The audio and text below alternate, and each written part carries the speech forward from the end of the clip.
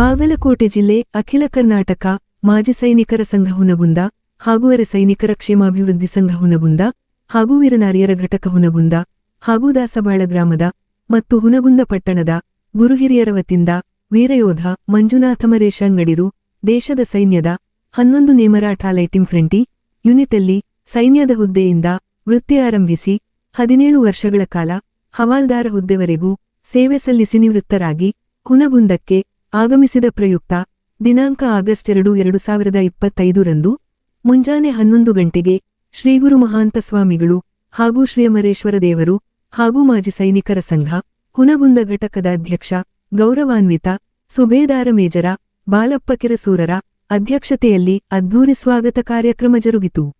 ಮೊದಲಿಗೆ ಹುನಗುಂದ ಪಟ್ಟಣದ ಶ್ರೀಬಸವ ಮಂಟಪದ ದ್ವಾರದ ಬಾಗಿಲಲ್ಲಿ ನಿವೃತ್ತ ವೀರಯೋಧ ಮಂಜುನಾಥಂಗಡಿ ದಂಪತಿಗಳಿಗೆ ಮಾಲಾರ್ಪಣೆ ಹಾಗೂ ಆರತಿ ಬೆಳಗಿ ಪಟಾಕಿ ಸಿಡಿತದ ಅಬ್ಬರ ಹಾಗೂ ಡೊಳ್ಳು ವಾದ್ಯ ಮೇಳದ ಭವ್ಯ ಸ್ವಾಗತದ ಮೆರವಣಿಗೆ ಕಾರ್ಯಕ್ರಮಕ್ಕೆ ಚಾಲನೆ ಪಡೆಯಿತು. ನಂತರ ಭಾರತ ಮಾತೆಗೆ ಮತ್ತು ವೀರಯೋಧನಿಗೆ ಜಯಕಾರದ ಘೋಷಣೆ ಮೊಳಗಿಸುತ್ತಾ ಹೊರಟ ಮೆರವಣಿಗೆಯು ಪಟ್ಟದಣರಾಣಿ ಚೆನ್ನಮ್ಮ ವೃತ್ತ, ಲಿಂಗದಕಟ್ಟೆ, ಮಾರುಕಟ್ಟೆ ಮಾರ್ಗವಾಗಿ ವೇಮುವೃತ್ತಕ್ಕೆ ತಲುಪಿ ಶ್ರೀವಿಜಯ ಮಹಾಂತ ಸ್ವಾಮಿಗಳ ಪ್ರತಿಮೆಗೆ ಮಾಲಾರ್ಪಣೆ, ನಂತರ ಕರ್ನಾಟಕ ರಾಜ್ಯ ರಸ್ತೆ ಸಾರಿಗೆ ಘಟಕದ ವ್ಯವಸ್ಥಾಪಕರಾದ ಅರವಿಂದ ಭಜಂತ್ರಿರು ತಮ್ಮ ಸಿಬ್ಬಂದಿ ಬಳಗದಿಂದ ಘಟಕದ ದ್ವಾರದಾವರಣದಲ್ಲಿ ನಿವೃತ್ತ ಯೋಧ ಮಂಜುನಾಥ ದಂಪತಿಗಳಿಗೆ ಗೌರವಿಸಿ ಸನ್ಮಾನಿಸಿದರು. ನಂತರ ಮೆರವಣಿಗೆಯು ಮುಖ್ಯ ರಸ್ತೆ ಸಂಚರಿಸಿ ಶ್ರೀಕನಕದಾಸರ ಪ್ರತಿಮೆಗೆ ಮಾಲಾರ್ಪಣೆ ಮಾಡಿ ಓಂ ಶಾಂತಿನಗರ ಬಡಾವಣೆಯ ಯೋಧನ ಗೃಹಾವರಣಕ್ಕೆ ತಲುಪಿತು. ನಂತರ ಜರುಗಿದ ವೇದಿಕೆ ಕಾರ್ಯಕ್ರಮದಲ್ಲಿ ಮಾಜಿ ಸೈನಿಕರಾದ ಸುಬೇದಾರ ಶಿವಾನಂದ ನಿರ್ವಾಲಿರು ನಿವೃತ್ತ ಯೋಧ ಮಂಜುನಾಥರ ಬಾಲ್ಯ ಜೀವನ, ಶಿಕ್ಷಣ, ಸೇವೆಯಿಂದ ನಿವೃತ್ತವರೆಗಿನ ಪರಿಚಯಪರ ಹಾಗೂ ಶ್ರೀಗಳು ಆಶೀರ್ವಚನ ಪರ ಮಾತನಾಡಿ ಮಾಜಿ ಸೈನಿಕರ ಸಂಘಗಳ ಸ್ಥಾಪನೆಯ ಮೂಲುದ್ದೇಶ, ನಡೆದು ಬಂದ ಹಾದಿ ಬಗ್ಗೆ ಪ್ರಸ್ತಾಪವಾಯಿತು. ನಂತರ ಸಾರ್ವಜನಿಕರು ಮಾಜಿ ಸೈನಿಕರ ಸಂಘದೊಂದಿಗೆ ಒಗ್ಗೂಡಿ ಕೈಜೋಡಿಸಿದರೆ ನಿವೃತ್ತ ಮತ್ತು ಸೇವಾನಿರತ ಹಾಗೂ ಹುತಾತ್ಮಯೋಧರ ಕುಟುಂಬಗಳ ಸಮಸ್ಯೆಗಳ ನಿವಾರಣೆಗೆ ಹೇಗೆಲ್ಲ ಸಹಕಾರಿಯಾಗುತ್ತದೆ ಎಂಬುದನ್ನು ಪ್ರಸ್ತಾಪಿಸಿದರು. ನಂತರ ಸೇನೆಯಲ್ಲಿ ಸೇರಲು ಕುಟುಂಬದ ಮಗನೊಬ್ಬನಿದ್ದಾನೆಂದು ಸೇರದೆ ಇಲ್ಲವೇ ಹಣಕಾಸಿನ ಅನಿವಾರ್ಯತೆಗೆಂದು ಹಿಂಜರಿಕೆಯ ಮನೋಭಾವನೆಯಿಂದ ಯುವಜನಾಂಗವು ಹೊರಬಂದು ಸೇನೆಯಲ್ಲಿ ಸೇವಾನಿವೃತ್ತರಾದರೆ ಹಾಗೂ ಹುತಾತ್ಮರಾದರೆ ಸಿಗುವ ರಾಷ್ಟ್ರಧ್ವಜದ ಗೌರವ ಸತ್ಕಾರ ಬಗ್ಗೆ ಪ್ರಸ್ತಾಪಿಸಿದರು. ನಂತರ ದೇಶಸೇವೆ ಸೇವೆ ಎಂದು ಭಾವಿಸಿ ಹೆಚ್ಚೆಚ್ಚು ಯುವಕರು ಸೇನೆಗೆ ಸೇರಲು ಮುಂದಾಗಬೇಕೆಂದು ಕಿವಿಮಾತು ಹೇಳಿದರು. ನಂತರ 17 ವರ್ಷಗಳ ಸೇವಾವಧಿಯಲ್ಲಿ ಹೆಚ್ಚಿನ ಸೇವೆಯನ್ನು ಸದಾ ಹವಾಮಾನ್ಯ ವೈಪರ್ಯತೆಯಿಂದ ಹಾಗೂ ಉಗ್ರರ ಉಪಟಳ ಹೆಚ್ಚಿರುವ ಜಮ್ಮು ಮತ್ತು ಕಾಶ್ಮೀರದ ಲೇಹ, ಲಡಾಖ ಪ್ರದೇಶದಲ್ಲಿ ಆಗುವ ಅನುಭವ ಪ್ರಸ್ತಾಪವಾಯಿತು. ನಂತರ ನಿವೃತ್ತ ಯೋಧ ಮಂಜುನಾಥಂಗಡಿ ದಂಪತಿಗಳಿಗೆ ಹಾಗೂ ಮಾಜಿ ಸೈನಿಕರು ಮತ್ತು ವೀರನಾರಿಯರಿಗೆ ಸಂಘದ ಸದಸ್ಯರಿಗೆ ಅದ್ಧೂರಿ ಗೌರವದ ಸನ್ಮಾನ ಕಾರ್ಯಕ್ರಮ ಜರುಗಿತು. ಈ ಒಂದು ಕಾರ್ಯಕ್ರಮದಲ್ಲಿ ಮಾಜಿ ಸೈನಿಕರ ಸಂಘದ ಗೌರವಾಧ್ಯಕ್ಷರಾದ ಪರಪ್ಪೈಂ ಅಥಣಿ ಹಾಗೂ ಪ್ರಧಾನ ಕಾರ್ಯದರ್ಶಿಗಳಾದ ವಿಜಯದಳವಾಯಿರು ವೇದಿಕೆ ಹಂಚಿಕೊಂಡರೆ ಅಮರೇಶ ಸಂಗಡಿ, ಬಸಲಿಂಗಪ್ಪ ಅಂಗಡಿ, ಗಣೇಶ ಸಂಗಡಿ, ವೀರುಪಾಕ್ಷಪ್ಪ ಪಲ್ಲೇದ, ಪ್ರಸನ್ನಿಲಕಲ್ಲ ಹಾಗೂ ಹಿರಿಯ ಮಾಜಿ ಸೈನಿಕರಾದ ನಾಗಪ್ಪಾಲೂರರು, ವೀರನಾರಿ ಸಂಘ ಬಾಗಲಕೋಟೆಯ ಅಧ್ಯಕ್ಷರಾದ ಗಂಗಮ್ಮ ಬಾರಕೇರರು ವೇದಿಕೆ ಅಲಂಕರಿಸಿದರೆ ಮಾಜಿ ಸೈನಿಕರ ಸಂಘ ಹಾಗೂ ಅರೆ ಸೇನಾಪಡೆ ಸಂಘ ಮತ್ತು ವೀರನಾರಿ ಸಂಘದ ಸರ್ವ ಸದಸ್ಯರು ಹಾಗೂ ನಿವೃತ್ತ ಯೋಧರ ಸೋದರರಾದ ವೀರೇಶ ಅಂಗಡಿ, ಪ್ರವೀಣಂಗಡಿ, ಮಿತತರರಾದ ಮಹಾಂತೇಶ ಬಿಂಜವಾಡಗಿ, ಬಂಧು ಬಳಗ ಹಾಗೂ ದಾಸಬಾಳ ಗ್ರಾಮ ಮತ್ತು ಹುನಗುಂದ ಪಟ್ಟಣದ ಗುರುಹಿರಿಯರು ಉಪಸ್ಥಿತರಿದ್ದರು. Lokanayaka Kannada news bureau report Hungund.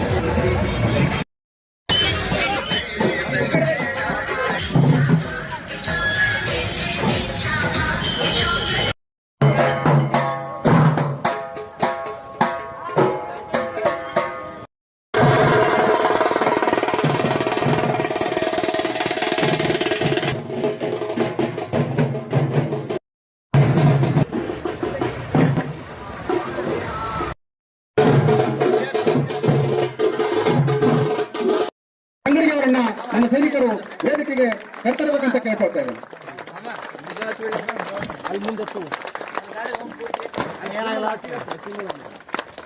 ಒಂದು ಜೋರಾದ ಚಪ್ಪಾಳೆ ಬರಲಿ, ಯಾಕಂತಂದ್ರೆ ಅಲ್ಲಿ ಪಟಾಕಿ ಹೊಡೆದ್ರೆ ಸಹಿತ ಪಟಾಕಿ ಸರ್ಕಾರವನ್ನು ಕೇಳಬಾರ್ದು, ಆ ರೀತಿ ಒಂದು ಜೋರ. ಮಂಜುನಾಥ್ ಅಮರೇಶ್ ಅಂಗಡಿ, ಮಣಿಪುರ ವಿಜಯ ಮಹಾಂತೇಶ ಸ್ವಾಮೀಜಿಯವರು ಹಾಗೂ ಇಲ್ಕಲ್ ಚಿತ್ತರಿಗೆ ಮಠ ಇಲ್ಕಲ್ ಹಾಗೂ ಹುಣಗುಂದ್ ಇವರು ಕೂಡ ಇನ್ನೇನು ಕೆಲವೇ ಕ್ಷಣಗಳಲ್ಲಿ ಆಗಮಿಸ್ತಾರೆ. ಅವರು ಕೂಡ ಈ ವೇದಿಕೆಯ ಪರವಾಗಿ ಹಾಗೂ ಅಖಿಲ ಕರ್ನಾಟಕ ಮಾಜಿ ಸೈನಿಕರ ಸಂಘ ಹುಣಗುಂದ್ ಹಾಗೂ ಅಂಗಡಿ ಬಂಧುಗಳ ಪರವಾಗಿ ಸ್ವಾಗತ ಸುಸ್ವಾಗತವನ್ನ ಕೋರ್ತಾ ಇದ್ದೇನೆ.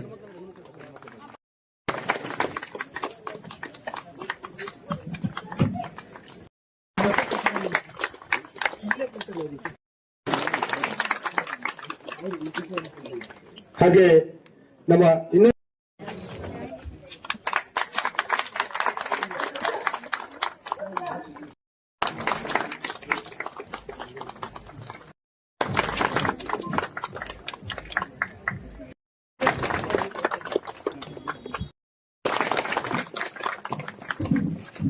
ಹಾಗೆ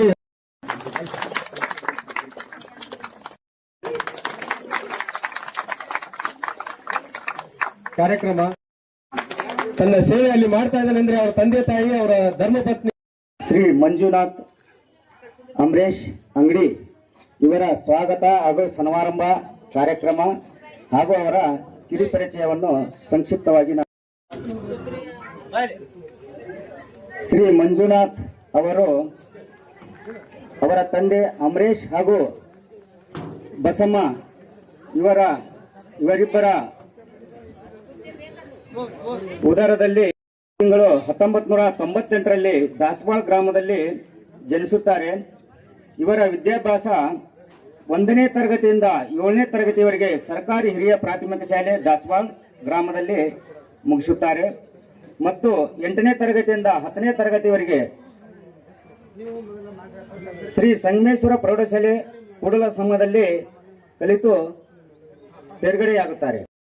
ಇವರು ಹುನಗುಂದ ಶ್ರೀ ಕಾಲೇಜಿನಲ್ಲಿ ಇವರು PUC ಪಾಸ್ ಆಗುತ್ತಾರೆ.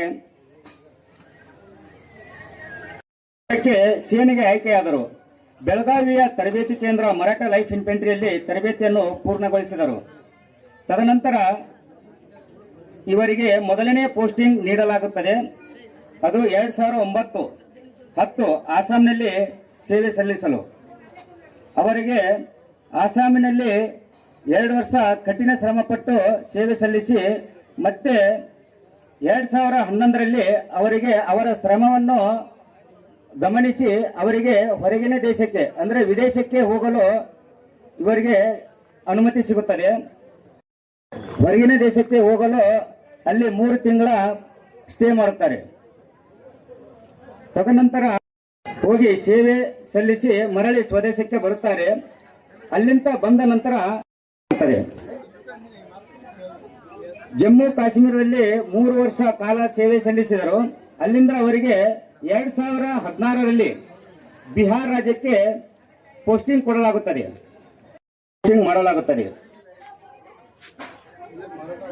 ತದನಂತರ 17 ವರ್ಷ ಸೇವೆ ಸಲ್ಲಿಸಿ ಬೆಳಗಾವಿ ಇವರ ಟ್ರೈನಿಂಗ್ ಸೆಂಟರ್ ಮಹಾಂತ ಸ್ವಾಮಿಗಳು ಕೂಡ ಆಗಮಿಸ್ತಾ ಇದ್ದಾರೆ. ಅವರು ಕೂಡ ವೇದಿಕೆಗೆ ಸ್ವಾಗತ ಸುಸ್ವಾಗತ. ರಾಜ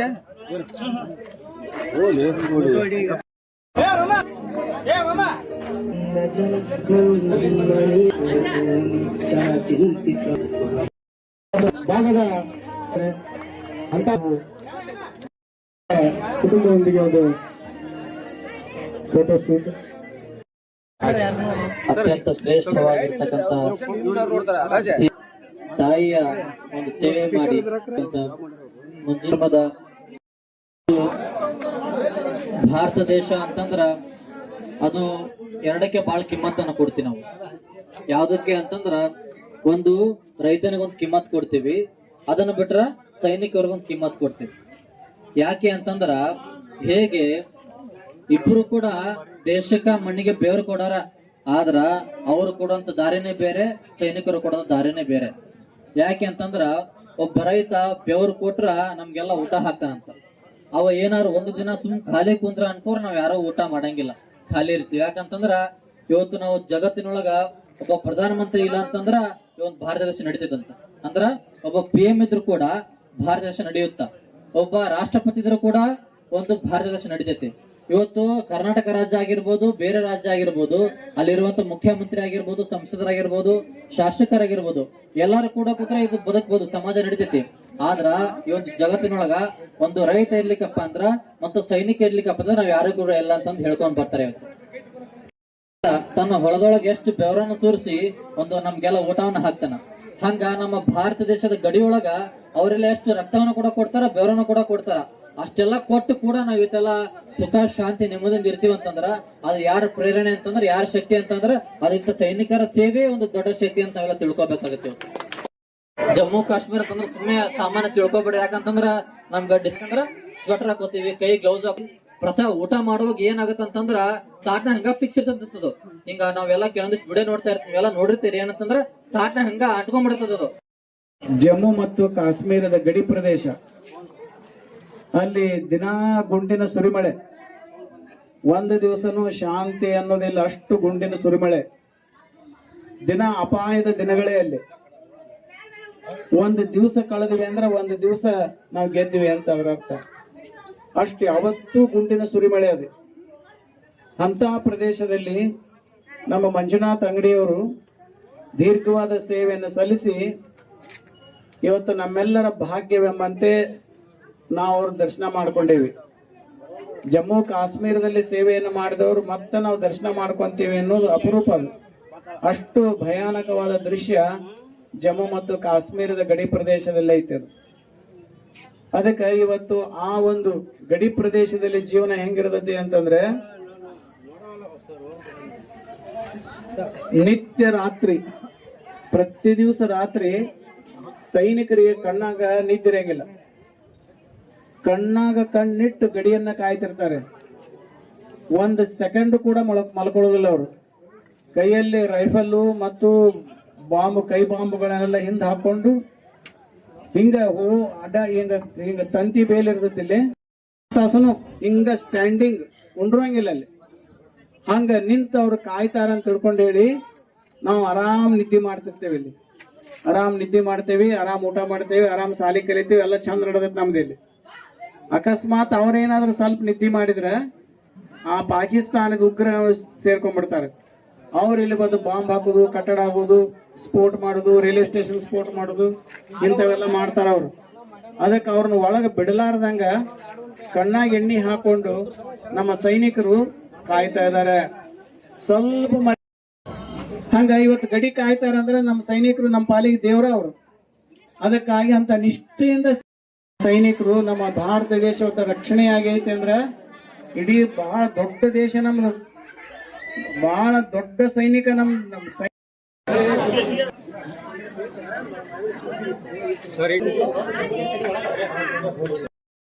ಬಂದು ನಿಂತ್ಕೊಳ್ಬೇಕು.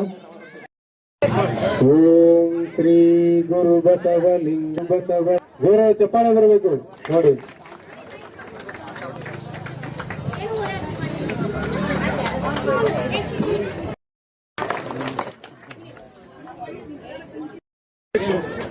ಕ್ಯಾರಿ ಬ್ಯಾಗ್ ಕೊಡಿ, ಕ್ಯಾರಿ ಬ್ಯಾಗ್ ಕೊಡಿ, ಕ್ಯಾರಿ ಬ್ಯಾಗ್ ಸಹಕಾರ. ಜೋರಾದ ಚಪ್ಪಾಳೆ ಬರಲಿ ಇವರಿಗೆ. ಇವರು ಬಂದು ಹಾಗೂ ಅಂಗಡಿ ಪರಿವಾರದ ವತಿಯಿಂದ ಗೌರವ ಸತ್ಕಾರ ಇರುತ್ತೆ.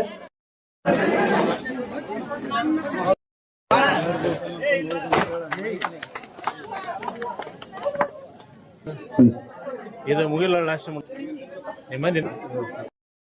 ಇವರು ಕೂಡ ವೇದಿಕೆ ಮೇಲೆ ಬಂದು ಅವರ ಈ ಕಡೆ ನೋಡಿ ಸರ್.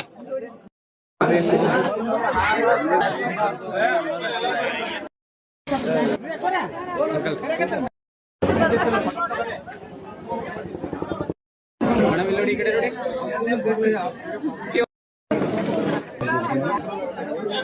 ಸರ್ ಇಲ್ಲಿ ನೋಡಿ, ಈ ಕಡೆ ನೋಡಿ. ಎಲ್ಲರೂ ಇದನ್ನ ಬೇಗ ಬೇಗ ಮುಂಚೋಣ, ಸ್ವಲ್ಪ ಕೂತ್ಕೊಂಡ್ಬಿಡಿ ಎಲ್ಲರೂ ಅಕ್ಕರ.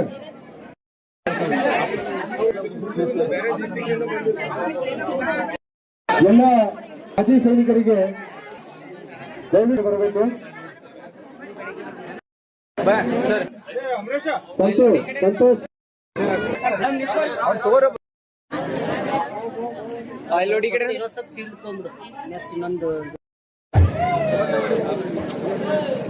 ಸರ್ ಇಲ್ಲಿ ನೋಡಿ, ಈ ಕಡೆ ನೋಡಿ.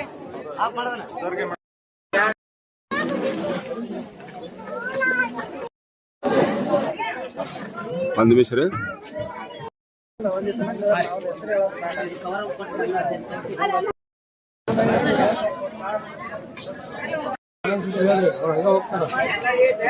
ದಯವಿಟ್ಟು ಎಲ್ಲ ಮಾಜಿ ಸೈನಿಕರು ಸರ್ ಇಲ್ಲಿ ನೋಡಿ, ಈ ಕಡೆ ನೋಡಿ.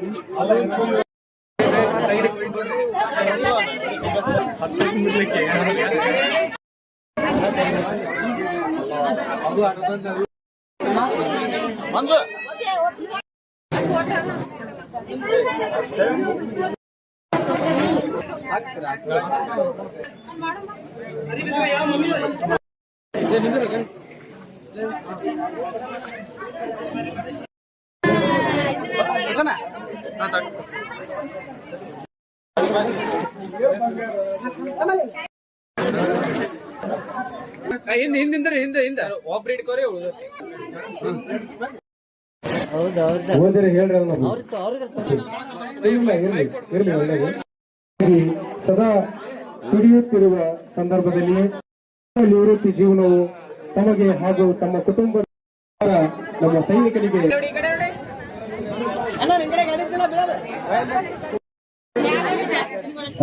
ಇವರು ನಮ್ಮ ಸೈನಿಕರಿಗೆ ಸನ್ಮಾನವನ್ನ ಬಂದಂಗಾಯ್ತು. ನಾವು ಅಷ್ಟು ವಿಸ್ತಾರವಾಗಿ ಪೂಜ್ಯರು ಹೇಳಿದರು. ಹಾಗೆ ಎಲ್ಲ ನೀಡಿ ಈ ಒಂದು ಪರಿವಾರಕ್ಕೆ ಆಶೀರ್ವಚನ ನೀಡಿದಂತಹ ಶ್ರೀ ಪರಮ ಪೂಜ್ಯ ಶ್ರೀ ಅಮರೇಶ್ವರ ದೇವರು ಗತ್ತಿನ ಮಠ ಹುಡುಗೊಂಡು